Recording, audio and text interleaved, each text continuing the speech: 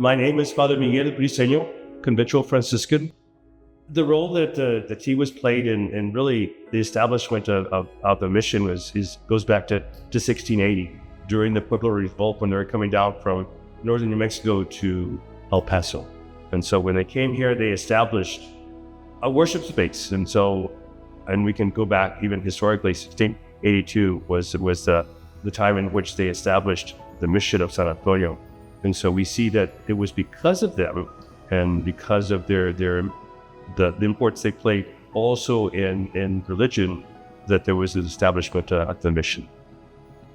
When we looked at the design and the architectural design of the mission, again, we have to go back to even looking at the missions in California, and also the whole sense of the Franciscans and the Spaniards having a role in truly building the mission. And so we begin to see some of the designs that are somewhat similar in the other missions throughout California, Arizona, and also New Mexico and southern Texas. The restoration of the mission really took place about 4 or 5 years ago, with the whole sense of needing to improve the environment, the environment here in the church itself. And so the Tiguas came to me and asked, okay, what do we need to do? First and foremost, they wanted to replace the carpet net. And my whole mindset is the whole sense of, if we're going to do something, let's make sure we do it right. So that opened the door to truly be able to restore and truly bring back its beauty of the mission. And so, as you see it today, it was a lot of work.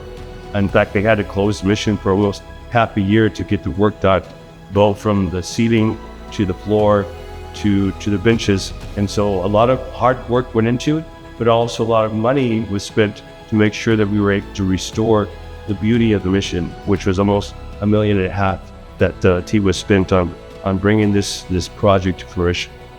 The collaborative effort of the Tiguas between us, the mission, or between the mission and the Tiguas, continues with their celebrations of the different saints, especially the Saint San Antonio on June 13th.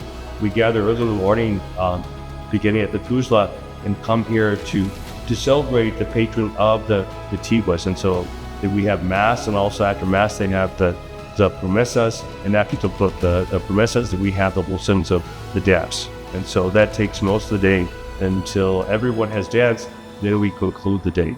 And so even throughout the year, they have particular days in which they end up designated as their dance days. And so all this starts at the Tuzla, and they gather here for Mass, and then they dance afterwards. And so that's the connection between us and the Tiguas.